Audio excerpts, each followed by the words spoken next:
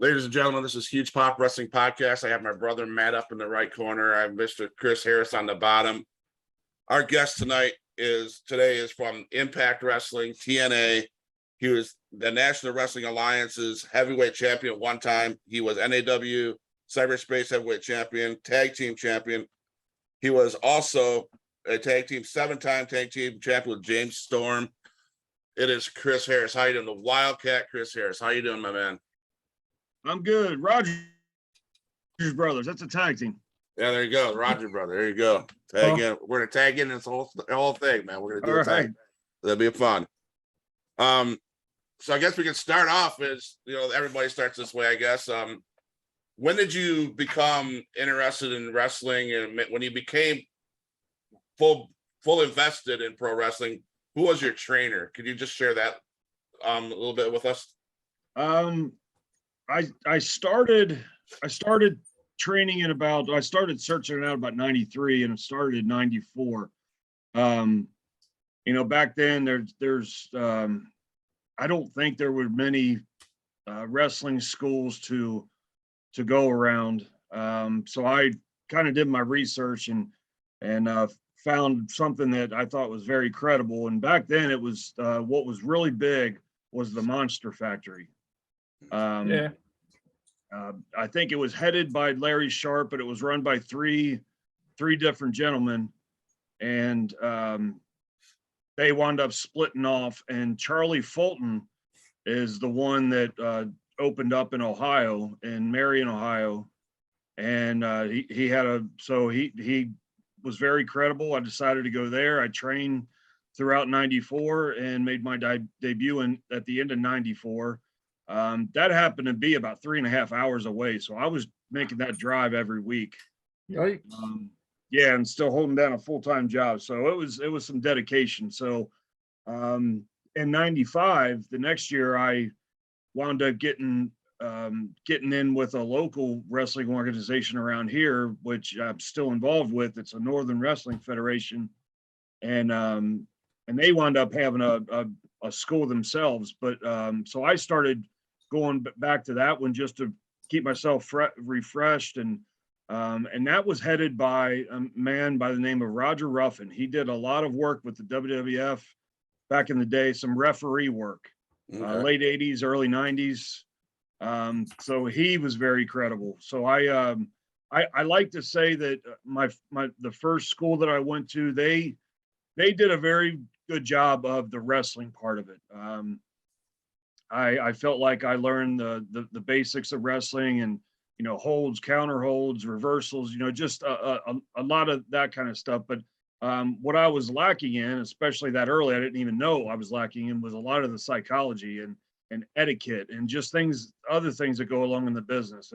And I got a lot of that from Roger, and that's one of those things you never stop learning. So my relationship with Roger goes all the way back to 95. And I feel like I still learn today. I mean, we have our training sessions today that I'm a part of, and just watching the guys learn. It's like, it's something that either I've forgotten or, I just, you never, everybody's got their own niche in wrestling. So it could just be something that I never try. It's just amazing. I mean, you really never stop learning in this business. Now, do you think the etiquette is something that's lacking in today's group of talent, younger talent? You think they're getting that in the training, or do you think that's something that just cut off quite a while ago?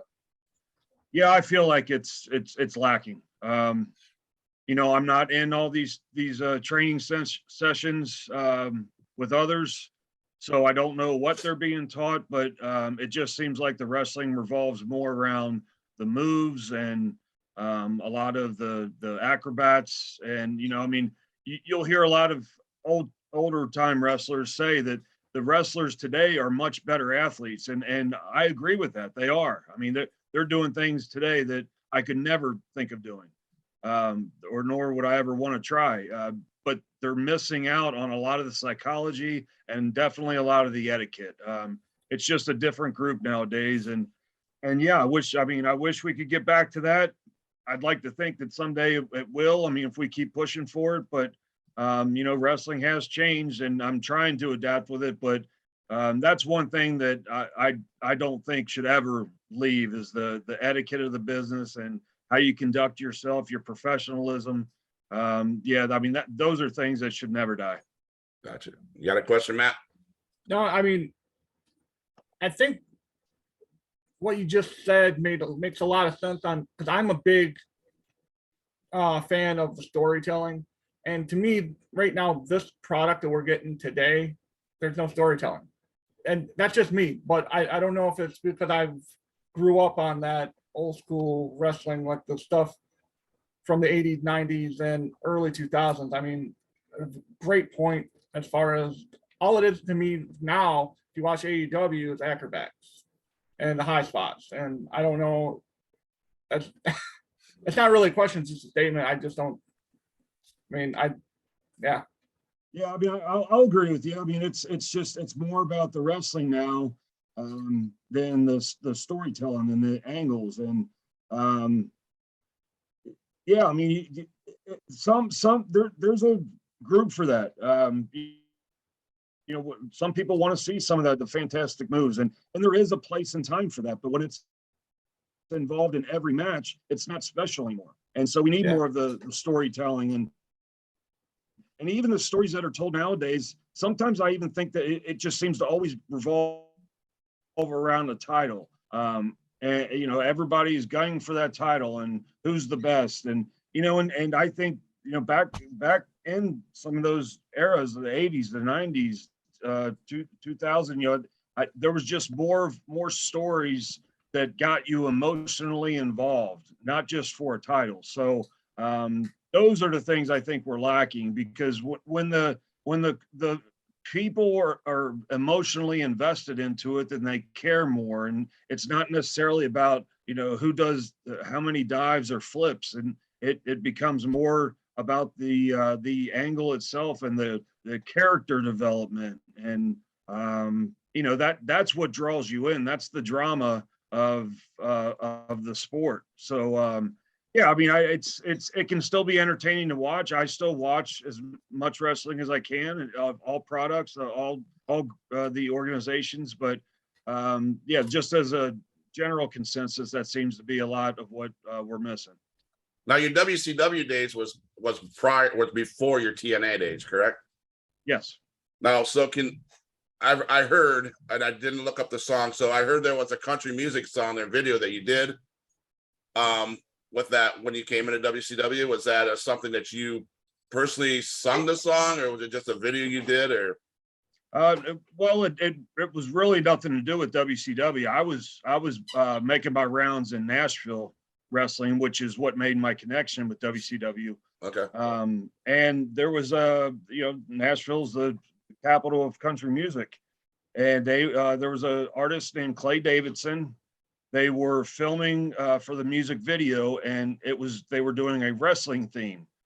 So they went to a few shows to kind of look at the main character that they wanted for this video.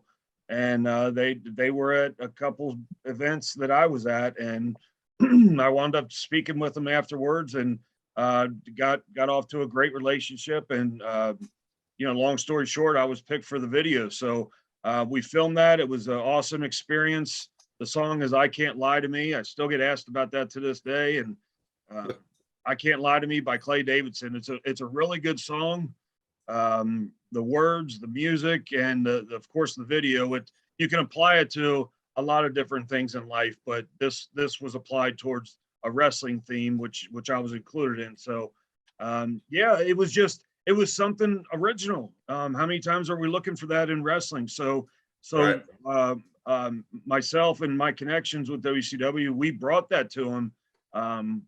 Almost as if if they were interested. And also, you got to remember, I got to bring this up. I mean, this is 2000 WCW. There's a lot going on. So the debut of somebody and getting involved in a music video may not have been on their list of things to tackle. So we're on the downfall of the company. So but no, it would have been very original and very new to debut with the country music video, and me being a part of it. And it's not really great entrance music, but you know, you can always go from there. But yeah, it was a really cool experience, man. And yeah, I wish we'd have done something with that back then.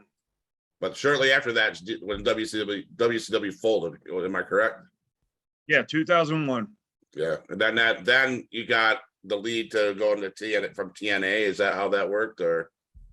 Well, I spent a lot of the 2001 kind of going back to, you know, you're back to the indies, just, you know, trying to keep your name and trying to make some money. But then yet 2002 is when there was some talk of TNA, or at least that's when it started getting out there. And, you know, but, you know, you back at that time, you know, when WWE is the only game in town, you know, there's a lot of wrestling companies that are, you know, trying to get started, and you know, a lot of them started and failed for a number of reasons. So when TNA came around, you know, a lot of the guys were just looking at it as that, you know, it's another one of those companies, you know, we'll see how far it goes. But then I heard of the Jarretts were involved, and, you know, obviously they have some experience running a business, good wrestling minds. It was based out of Nashville, which I was already a part of, the wrestling groups in Nashville. So yeah, I mean, I was attached to it. They came and checked out a match between Storm and myself, and we were brought in for the first event. Awesome. That's where, I mean, so I guess I see that picture. My brother made reference to the picture behind you. You have lots of memories, I'm sure. And if I remember correctly, Kurt Henning's probably one of your is probably one of your best friends and closest to dear. You know, obviously he's passed, but what are some good memories? Is there any a good memory you could share with us? I know there's lots. With working with Chris and all that, or working with Kurt and all that. Yeah, so I met Kurt in WCW first. I actually had a match with him then, but it was just, you know, professional relationship. But you know, you just by being in the ring, you learn from him. Then we were part of another, as I mentioned, some of the groups that were trying to start out. There was another company trying to start out in Evansville, Indiana, and he was part of that. We had Barry Windham, you know, a few different names that were attached to it that we were trying to kickstart there. That's kind of where we got close, being able to hang out with him and start to learn from him. So when he was brought into TNA in the early days, it was 2002. It was just, you know, us getting back together and just, you know, rekindling. So it was very cool for me.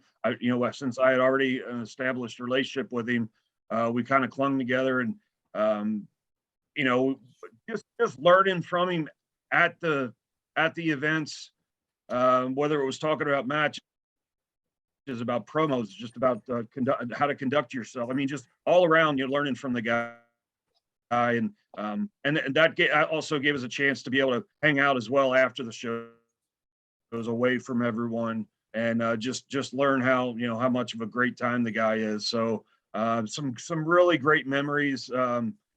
Just thinking of, you know, where the relationship could have gone. I mean, how much I could have learned from him, because even though I'd been in the business a long time at that point, it was really my first exposure to, other than WCW, when I wasn't featured. I was now featured in TNA, so I was still learning.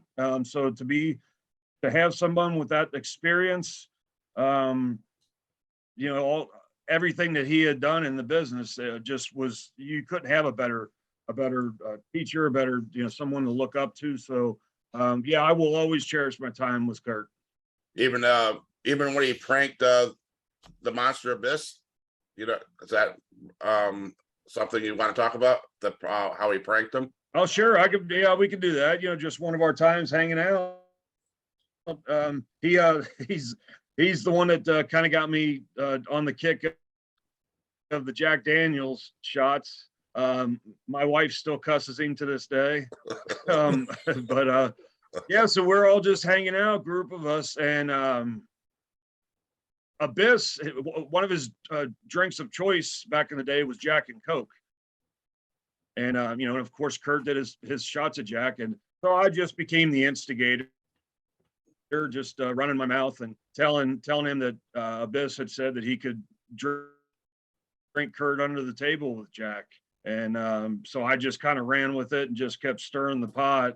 And of course, Abyss is telling me to, to shut up. And Kurt's just rolling with it and just saying, all right, okay, we'll do that if you think that can happen. So they proceeded to go shot for shot for the rest of the night. And, ordering from the bar, and they would do their shots, and we'd continue on having a good time. And, needless to say, by the end of the night, we're having to pick up this big over 300-pound man to get him to his room. And Kurt Hennig is just walking like he had just got there. Everything was fine.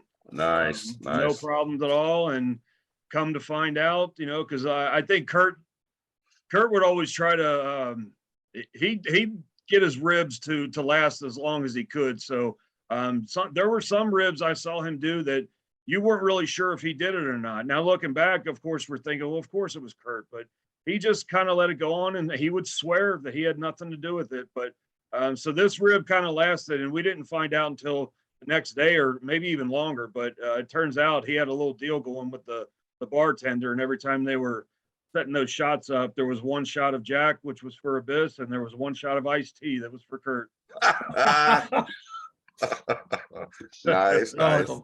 That's awesome. Now, it is just out of curiosity. Like, I've listened to a lot of podcasts, and it sounds like Kurt was the biggest ribber in any locker room that he stepped foot in. Is that accurate, or is there someone that you can recall that's even bigger? It's funny when I had the relationship with Kurt, I don't know because you hear so much now, whether it's on podcasts or stories or things like that. And me experiencing it was kind of like, oh, that's the kind of guy this is. I had not been on the road with Kurt before that, so I didn't know all the pranks and how well he was known for that.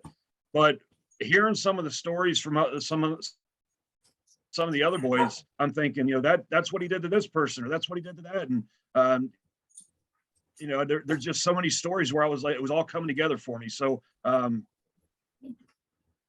the Kurt I knew, yes, he was like that. But then to come out and find out later, after he's gone, that he was one of the biggest ribbers in the business. I mean, how many stories do we hear about Kurt Hennig and Owen Hart ribbing all the guys? I mean, they were like the two of the best. So it just gave me a whole new appreciation for it, that I was around some of these ribs, and then to find out that, man, that was just Kurt. He did it. It didn't matter what locker room he was in. That was him. So it just made me even cherish our friendship even more, because they always say, you rib the ones you love. So and I was a part of a lot of the ribs. So yeah, it was just awesome. He was a great guy. So I know there's another important person that's in your life when it comes to the wrestling, by the name of Bob Ryder, one of the founders of Impact Wrestling. How did he impact your career? Wow, man. So back to WCW, I'd met Bob there, but didn't know him well at all. I think he was kind of on the groundbreaking of a lot of the social media. He was one of the guys running one of the wrestling pages back then. I think it was onewrestling.com. But I really didn't get to know Bob till TNA. And he was the one, after we were told that we were going to be part of that first event, he was the one that contacted Storm and myself about a contract. So from then on, the relationship just built. I don't know. Bob doesn't get enough credit for what he did to start TNA. He was right there with Jeff and Jerry Jarrett to help mold this thing and put it together. And a lot of people don't know that he was there. He's been there for all these 20 years. He's played a behind the scenes role. So a lot of people don't talk about him, don't see him. But that man was just responsible for so much. And the relationship that Storm and myself built with him, he became honestly one of my best friends, not just in the business, but in life. He was just a kind-hearted man. He would do anything he could for you.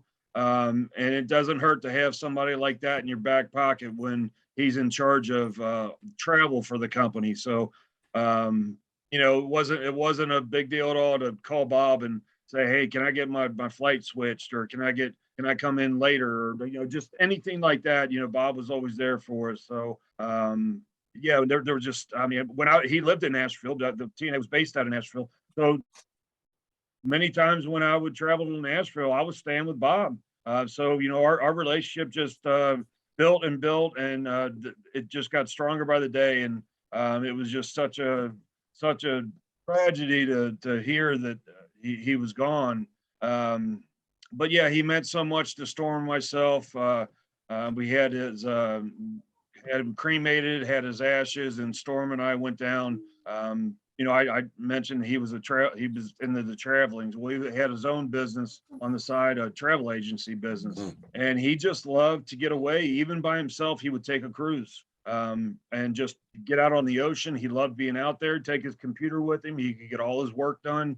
And so Storm and I decided to go out to the ocean and spread his ashes out there. I'm not even sure that's legal, but that's what we did. So right. I thank you for bringing him up. It's something that I still love talking about to this day. And yes, one of the great men of my life. Matt.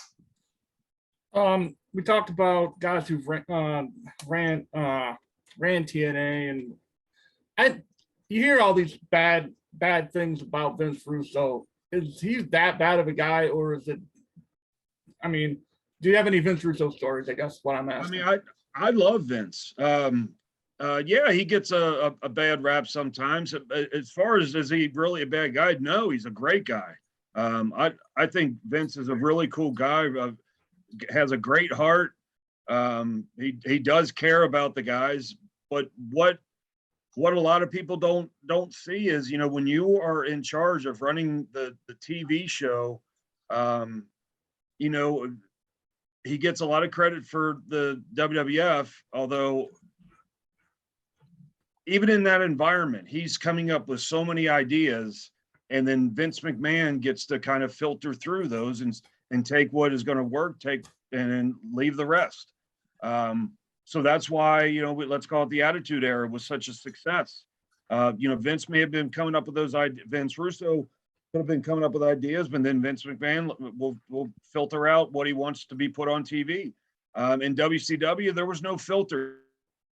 So we were seeing the good and the bad. And some can be really good. I mean, there's a lot of those ideas out there that really worked, and some were just awful, and that then automatically the finger gets pointed at Vince Russo. My relationship with him and TNA, same kind of thing. I think a lot of things worked. There was a very small crew for the writing team.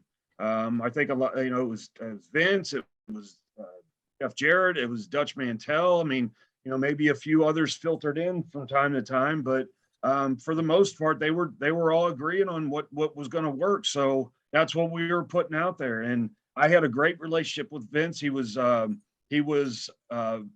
very instrumental in my first singles run back in like 03, 04. Storm was hurt for a little while, so I had a run with Jeff Jarrett for the NWA title. And I thought the storytelling was great. And that's what Vince is. Vince never claimed to be the greatest. I don't know how you say, obviously he's not a wrestler, but just not in the wrestling game. He's more of the storytelling. He wants to build characters.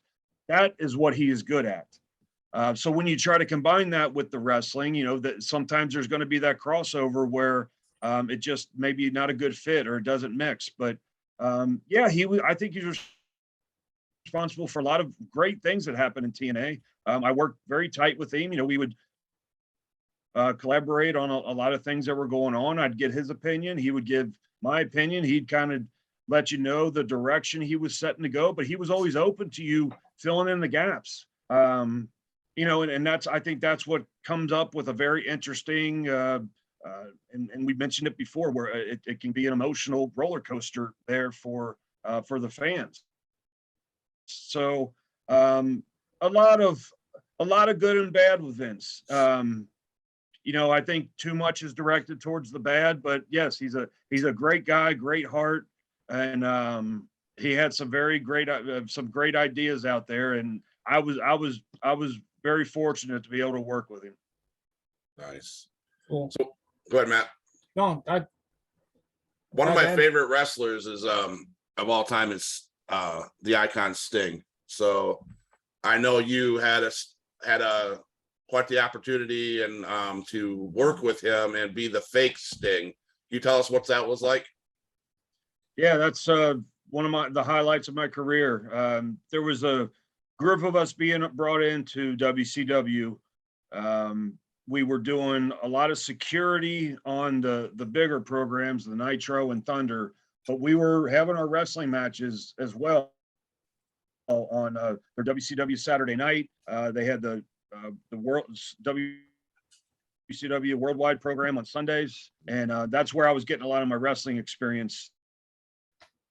There, working with some very big stars. But out of that group, there was just a lot of similarities between myself and Sting, body type and the hair. At least I had the hair back from his Crow days. It wasn't as long come 2000, but a lot of similarities. So I was kind of picked out, and there were some different situations where I think the most famous was coming up from the ring at Halloween Havoc 2000 when I came up and did a little something with Sting there, a little face-to-face confrontation. That was such a thrill. But what a lot of people don't remember is there were times where Sting may have not even been there in the building, and I was up in the rafters, and they would just get a real quick glimpse, so you couldn't tell in the rafters of a shot of Sting, and it was me. And So there were other times that I That's maybe cool. came out of a coffin to beat up on. I think a lot of it was going on with Vampiro back then. I would pop out of a coffin, and even to the live audience, and I would beat on Vampiro with the bat. And then the trick there was they had the strobes going off and on, so you could never get a really good shot of this guy that you thought was Sting. So they tried to cover their tracks in times like that. A lot of backstage skits that I did, we could get away with that. But yeah, that was a thrill, man. I mean, I love being that guy. I mean, especially early in my career like that, you're looking for any opportunity you can take. So that kind of set me out from the pack.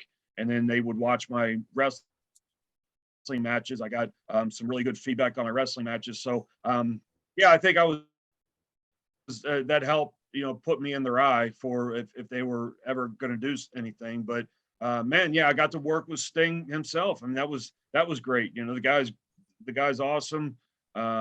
Such a cool dude. And he was the one that was painting up my face a lot of times, and even himself would look at me as he's doing it and say, man, it's so weird. It's like looking in a mirror. So yeah, and then obviously the relationship continued to TNA when he was such a big part of it there. But yeah, it was such a impact to be able to work with Sting. Now, would you say how do you feel about his current run in AEW? I know you said getting out of coffins. My brother was joking with me last week. Sting was in the coffin for that Darby Allin match, and he popped out, and you can tell he's aged, obviously, because it was almost like it took like 15. Well, it wasn't obviously 15 minutes, but it just felt like he took forever to pop up. And here's Buddy Murphy standing there like kind of waiting for him. But so how do you feel about his current run? Do you think it's a good run? Do you think it's time to get out? Man, the guy's in his 60s and he's still doing it. He is. More power to him. The guy is he's probably making a decent paycheck and wrestles very little, and that's probably by his choice. Right. I doubt they would even force him to wrestle, but he loves the business, wants to get in there and go when he can. He's usually with guys that can protect him. But I say take it as far as it goes. I mean, if it starts getting to the point where his performances are looking worse than good, then maybe that's something he can take a look at and decide then. But he's still featured on a highly rated television show. He's making some money in the business. He's still Sting, so he's still an attraction. But yeah, I mean, so it may take him a few extra seconds to get out of a coffin. It's just, it's still enjoyable. Yes. He's still enjoyable to watch. I think that's just nitpicking, but yeah, well, I mean, yeah, it's just a cool sight to see the coffin open up and Sting's in there. Yeah, I got a couple autographs behind me, but I'd love to meet the guy. So, I mean, I'm not saying I yeah, I pop. mean, I say he's doing a great thing, and yeah, he's doing a great thing, and so, I think any of us that are in the business, if we can still be going at in our 60s, we would choose to do that as well. So, right. I say to keep it going. I know I can't do that now, let alone when I get to be 60 years old. So I'm not gonna say anything. So we talked about Vince Russo. There's another Vince in the room, obviously. What is your experience with Vince? And I know you had a short stint with the WWE. What was your experience with Vince and that? Honestly, it was real short. I was one of the times I was there. Vince was there, and I saw the opening, so I went up to introduce myself, and told him I appreciate the opportunity for being there. It was a very quick conversation. It didn't seem like it meant a whole lot, and that was really it. He was around, maybe taking a look at some pre-tapes that we may have done, but yeah, I mean, that's another thing I feel like was a little different about that company. Just work. You can work there and never even speak to the man that runs it. So yeah, that was really the only relationship I had with him. I wouldn't even call it a relationship. Only interaction I had with him.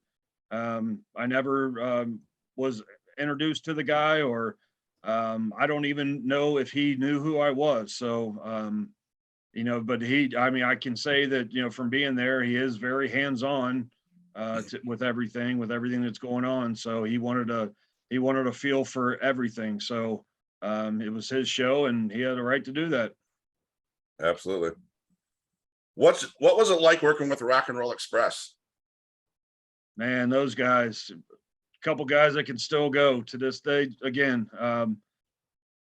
Yeah, so I feel like I've had little positions in my career where I've had the opportunity to work with these guys off and on, just because they get around so much too.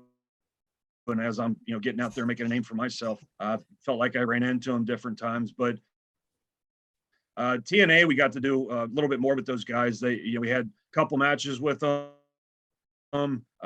It's just always fun with those guys. Those guys are just great to be around. And just the name, I mean, just going off there, those are two guys that, when I was a fan coming up, that the Rock and Roll Express were tag team wrestling. When Storm and I got together, we just kind of based what we were going to do on a lot of the old school teams that we grew up watching, that were so fundamental in tag team wrestling. And it was the Rock and Roll Express, the Midnight Express, the Horsemen, the Hart Foundation, Bulldogs we watched, a lot of these teams from back in those days. And that it just got you so fired up. That's when I learned that, sometimes a tag team match can be more exciting than a singles match. You got twice as many guys out there, twice as much action. So I just learned a lot, not only watching those guys, but being able to work with them. And, sometimes, that they're a good example of what we're taught in the business. Less is more. You can do a little bit less and still get more of a reaction. So, yeah, very enjoyable to work with those guys. You get to learn from them. And yeah, it's just amazing. I saw it at one of the conventions that we've done. I just saw those guys not too long ago, and great being able to catch up with them. And Ricky still has his thing going on, and he's doing it with his son now. So yeah, just really, really good guys, man. And then those guys, go take a look at some of their tag team wrestling from back in the day, man. They'll let you know what a good babyface tag team is supposed to represent. Matt? Well, my son and I were on TikTok, and we do our question of the day, and one of them came up as, what is your favorite tag team match of all time? What's your favorite body of work that you put out there? What's your favorite match that you put out as far as the tag team? Oh, wow. Man, we had some great matches with some of the best teams out there. A lot of guys, I mean, I guess just because it's so talked about, we had some great matches with Triple X. Those really stand out. Some of the best matches that we had were actually from the early days of TNA. And maybe that was because we're still trying to make a name for ourselves and get out there and put everything out there that we can, see what the fans react to. We had some really good matches with the New Church. It was Brian Lee and Slash Wolfie D. Had some really good matches with those guys. They brought in Simon Diamond, Johnny Swinger. Those guys had the ECW run. They brought those guys in. It was actually supposed to be, I think, a one-off with those guys, but the match was so good, they brought them back again, and we had another match with them. It was so good, and they wound up having a tag title run out of it. So some really good matches with those guys. Triple X always had great matches with the Naturals. And then when you bring in some of the other bigger names like Team 3D and the Outlaws, who were the James Gang, Billy and Road Dogg, really great matches. Sometimes the best matches are actually on indie shows. You just go out there and we don't have the pressure of TV or promos or anything like that, and you can just have matches like that. Really hard to single out one. I know we probably had some of our best matches with the Naturals just because we had such good chemistry, and we could go out there and do it every night and not even really think about what we're doing. Just the four of us. The four of us together worked as good as just a regular tag team would work together. So that was some of our best matches. Nice. So we have a person watching. His question is, did you have any choice in the WWE name of Braden Walker? And what exactly, if anything, was told to him about what the character was supposed to be? So they're asking, did you have any choice of the name Braden Walker? And I did have a small part in that. They were throwing out a bunch of different names, and I would try to give my input. But the problem with the name, I have said this in the past. I don't think that is a lot of what hindered me. I feel like I could have taken any name and made it work. It was all the surroundings that went with it. So I knew going in that that Chris Harris wasn't going to work. So when we started throwing names around and I threw in my input, the real problem was we had a matter of a couple hours to do this. When they decided to put me out, debut me on the show, we didn't have a name, so we were just kind of forced in a very short time to come up with a name. And that's just one of those things that I bring up because a $1 billion company, you would think there'd be a little bit more preparation into this. So yeah, I had a little say in it. I know a lot of people are down on the name. I could have made it work. I feel confident enough that I would have made that work. As far as a character, no, there was absolutely nothing in character development.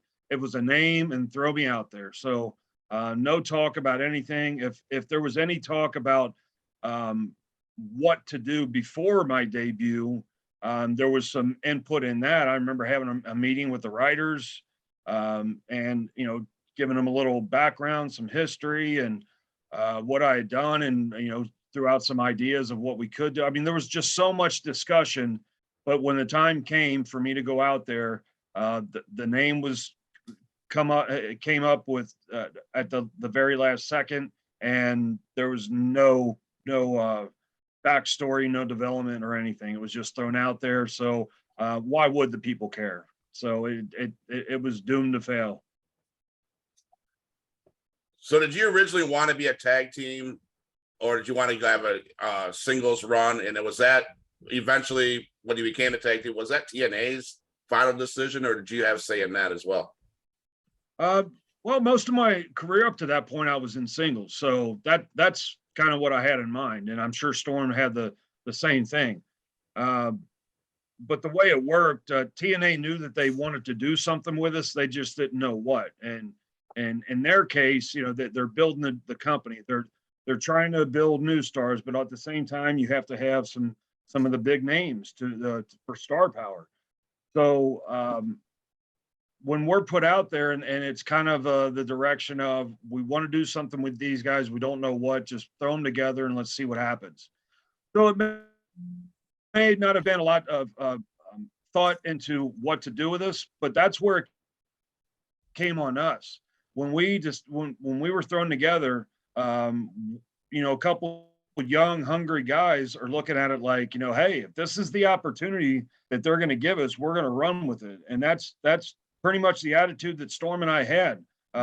If they want us to be a tag team, damn it, we're going to be the best tag team out there. So that's when we relied on a lot of the old school and went out there, and we already had great chemistry as opponents. It turned out we had great chemistry as partners as well. So we took their idea and we just ran with it and started adding to it, and adding the look and the attitude and the name itself. I mean, we had to really fight hard for the America's Most Wanted name. So a lot of that.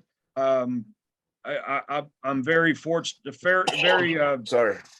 fortunate that they were interested in us enough to give us the opportunity. But since they didn't have anything for us, they said, put us in a tag team. And that's when we just took the reins and decided to make it work. So that we just, all attitude, man. We just had to, we were determined to make something work out of that. Matt? You talked a lot about James Storm. That match you guys had at Sacrifice. That, like, I actually sat down and watched that again this morning, and those kind of matches I pop huge for. What was the process behind like putting that match together for between you and Storm? Well, again, those type of matches, I don't consider myself a hardcore kind of wrestler, so I think there's a time and place for that as well. But in this case, we had years built up of the friendship and the partnership, and we told a story, kind of like what we said at the beginning of the program. We were telling a story that, that these two split up. He turns on me, he stabs me in the back, and everybody wants to see us go at it. So in a match like that, no rules. So we gave the people what they wanted. They wanted to see us kill each other. And that's exactly what we did. And, we knew going into it that it was going to be brutal. So we didn't take it easy on each other. We had to make it a good show. And so we went out there and just gave them a little bit of everything, and even in matches like that, I feel like a story can be told. So instead of just having a match and, hey, you have no rules, so let's just get a bunch of weapons and start hitting each other with them. That's not it. I mean, you build to everything in that match. You build towards the finish, and it was really thought out, and it was both of us, throwing a little bit each of our pieces in there. But yeah, it was just it was just magic. It was just one of those things where the people were emotionally invested in that match, and we took them on a ride. I took them on a little roller coaster, and I think that's what they loved so much about it. It definitely is the brutality, but it was the emotion behind all of it too. These two guys had a history, and now they're tearing each other apart. So it was an emotional for them. So I think that's a lot of the reason it's still talked about today, is just there was so much meaning behind all those shots. So if you and Storm had a opportunity to face any tag team in professional wrestling today, back in the day, who would it be? And what would be would there be any stipulations? How would that go? What would be your oh my god match? Oh yeah, I'd probably pick a lot of probably the old school teams. Some that we've mentioned. Yeah, we'd love to get in there with the Hart Foundation. That would have been great to do. I get asked a lot about the teams nowadays. If we were to still go into it, and of course, me being an old school guy, the team of FTR really stands out to me. So I think we could have had some incredible matches with those guys. And also on that list would be the Good Brothers. I think that would be some entertaining matches as well as good wrestling matches. So, but yeah, just some of those old school tag teams, back in the day, I would have loved to, have gotten, maybe us been in the heel role with the Rock and Roll Express being the big time 80s baby faces. That would have been real hot because we'd have worked a lot similar to what the Horsemen would have done. Just trying to break them down and build up for that big baby face pop. So,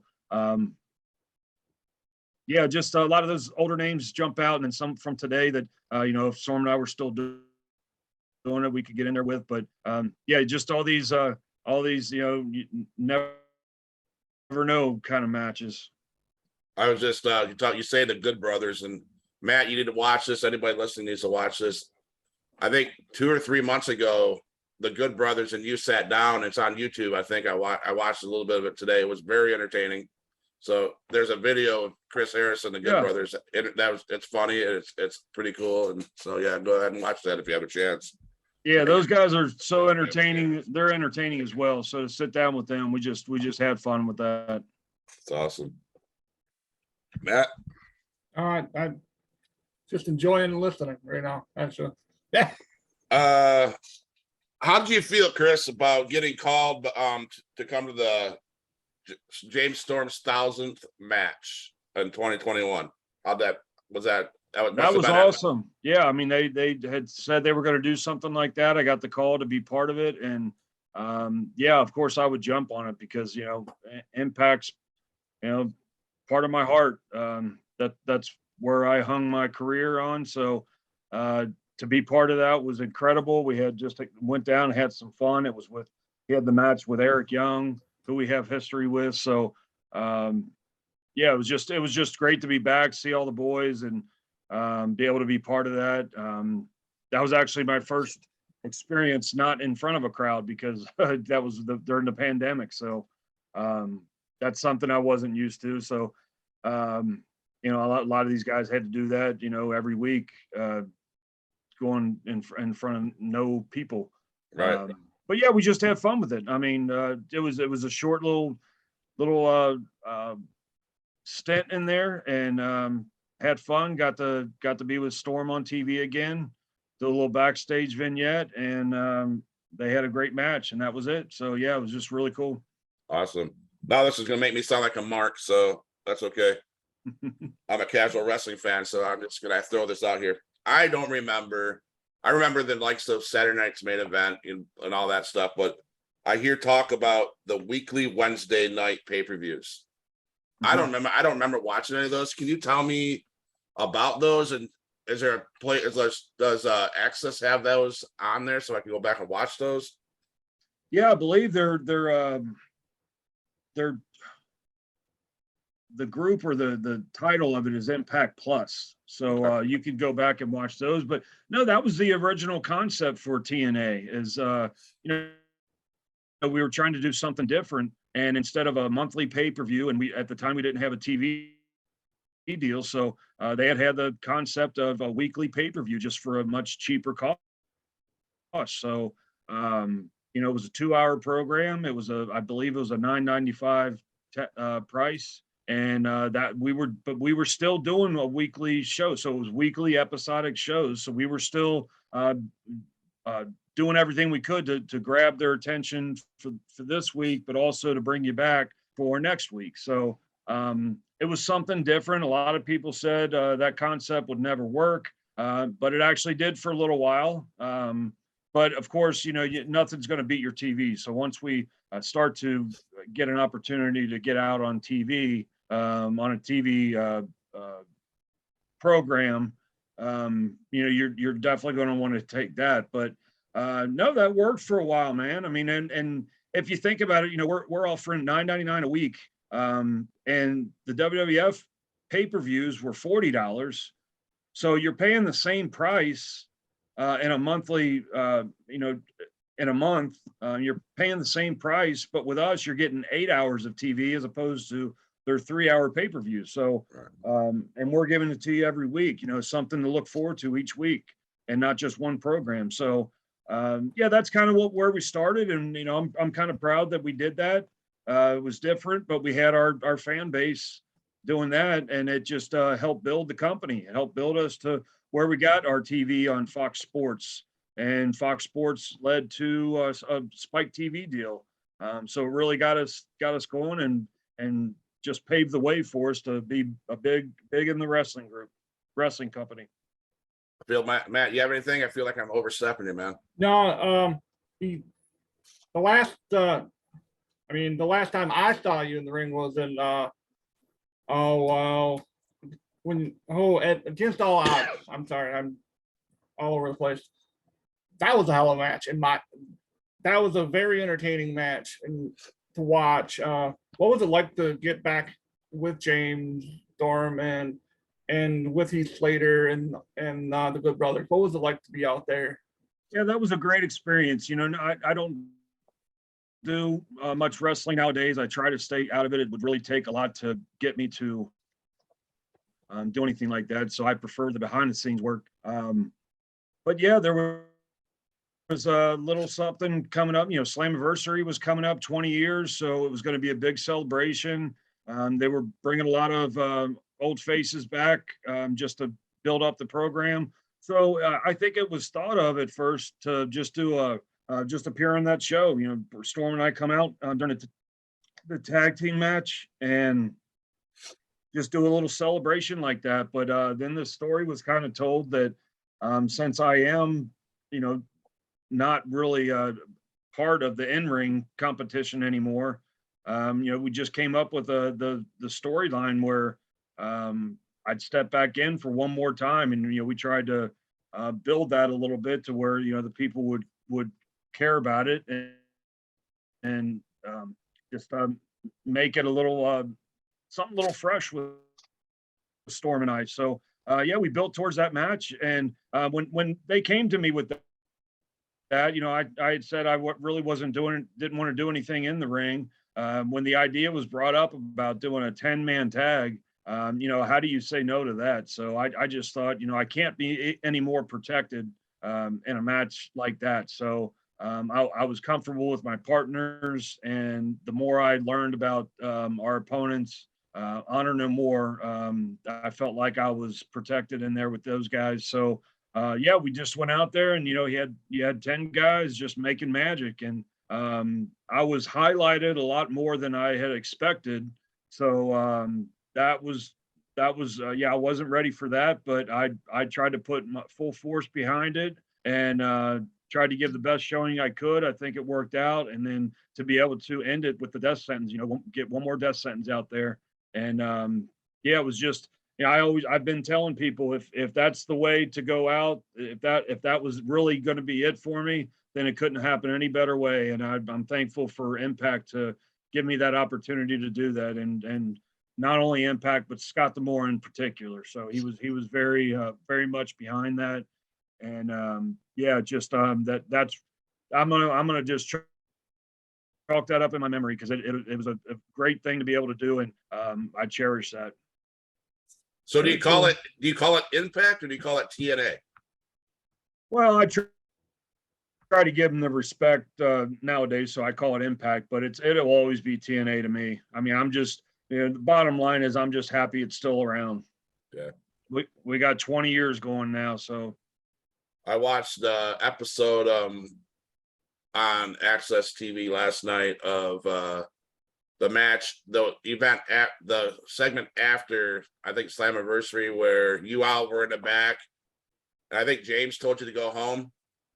I was expecting you to come back into the ring and as to help him out, but you never came back. I was like, where's he at? Where's he at? So I don't know if I think that was Yeah, like that was part of the build up. At first he was telling me not to because of, health and injuries, and which are all legit. And, but they kept getting outnumbered to where I just decided, I got to be there. I'm a wrestler. So I ran in and, made a save. And that's when we decided, we're going to against all odds as a team. So Nice. yeah, it was a nice little build up there. Nice. Yeah, it was. I liked that. It was a great episode. So not very much time. I don't want to take a lot more time. What do you think about the current roster of TNA? You see it? Well, I was just there, so I had firsthand knowledge of just how great the roster is, how much talent they really have. They can do a lot of great things. We just need to. There's a lot of things that need to surround it to get it there. Their TV deal with access. It's unfortunate, but a lot of people don't get access. So there's some that even ask me about, whenever the conversation at TNA come up, and I bring up that it's still going around. They're surprised that they just think it's not around anymore because it's not they can't find it, or it's just not as accessible. So I think a more widely viewed TV would really help them out. And then another thing is, there's just not a lot of big star power on the program. There's some that are TNA stars that were built up, and then we have some that maybe come from NXT or something like that, but just no real big star power. I think that really hurts a little bit, because when you turn on the TV, you want to see familiar faces. So, Right. They're fortunate to have guys like the Good Brothers that have their run, and Heath. Rhino's still a part of that. There are those names. And like I said, the TNA stars that were built up, like Eric Young. They have the talent there. We just need more views, and just something when people check out this program, they want to be able to know some of these guys. And so I'm just glad I'm so happy it's still around. I think they got some great people running it, and they know what they're doing. Their production quality is still pretty good. They got just all around, they got a great group of people there. So I just hope it continues for another 20 years, and we can get it back to being as big as it used to be. Yeah, I love the episode I watched yesterday. I love that episode. It's pretty good. It's good stuff. Well, I think, like you said, access TV. Not a lot of people get access TV, so it's hard to sit and watch it because it's not available on cable, if you will. Yeah. So I think if people were aware of where you can get it, they'd probably watch it more. If you're a true wrestling fan, you'd want to watch all wrestling. Yeah. You know what I'm saying? So, Matt, you have any more questions? No, I think I've gotten all my answers. It was just amazing talking with you. So one thing I didn't hit on, Jeff Jarrett. Now, Planet Jarrett. Can you tell us about Planet Jarrett? What that was like? Was it for you? Was it just working with Jeff Jarrett and all that? I loved working with Jeff. It was his brainchild. He took care of the wrestling side of TNA, and when we were there, everything kind of went through him. And sometimes even living through it, you don't realize some of the behind the scenes that are going on. I've been friends with Jeff for all these years, but sometimes, especially in his podcast, when he really digs in deep of some of the behind the scenes thing that were going on. I lived through that, but I didn't know a lot of that was going on. So it's just amazing to get the the business side of Jeff too, and to really understand just how much was on his plate back then. So, but as far as a TV product, yeah, I mean, just once you go through some of the hurdles that TNA went through, and maybe we didn't have a